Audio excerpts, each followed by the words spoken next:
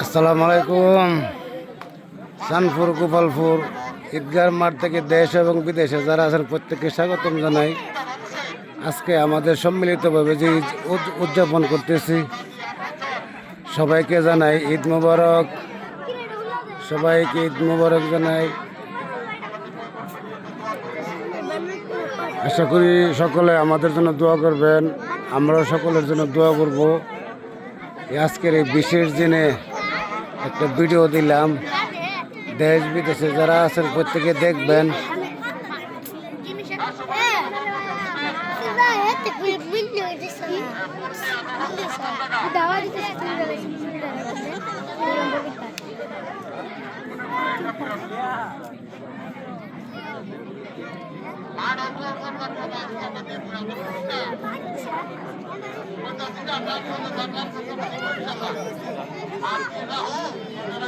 আমাদের জামাইটা করতেছে, জামাইটা ঈদ করতেছে।